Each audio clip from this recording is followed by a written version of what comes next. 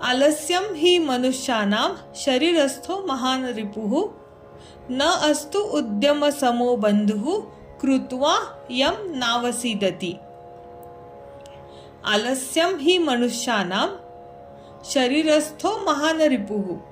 शरीरस्थो महान रिपू, रिपू म्हणजे शत्रू।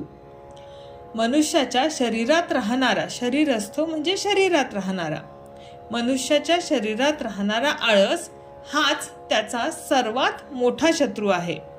न अस्त्यु उद्यम समो बंधुः। उद्यम म्हणजे परिश्रमासारखा दुसरा कोणीही मित्र नाही, कारण परिश्रम करणारी व्यक्ती कृत्वा यम नावसीदती म्हणजे परिश्रम करणारी व्यक्ती कधीही दुःखी होत नाही।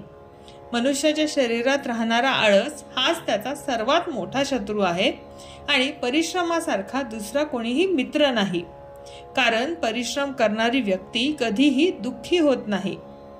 आता आळस हा मनुष्याच्या शरीरात असलेला सर्वात मोठा शत्रू आहे आणि विशेष म्हणजे हा शत्रू बाहेर नाही तर शरीरस्थो म्हणजे तुमच्या स्वतःच्या आतमध्ये आहे।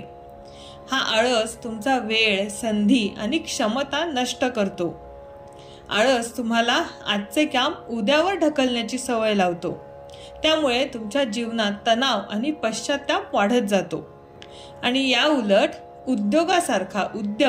उद्योगासारखा दुसरा मित्र नाही, कारण तो केल्याने मनुष्य कधीही दुःखी होत नाही।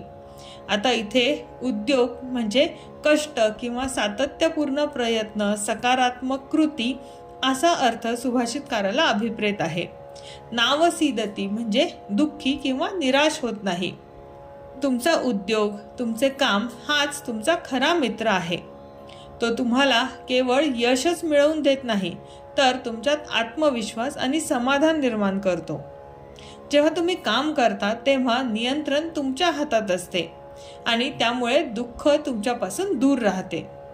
मित्रांनो, या सुभाषिताचा संदेश अगदी स्पष्ट आहे। आळस हाच शरीरातील शत्रू आहे, त्याला ओळखले की त्याला हरवणे सोपे होते। आणि उद्योग हा तुमचा सर्वात चांगला मित्र आहे, त्याला स्वीकारल्यास तुम्ही कधीही निराश होणार नाही।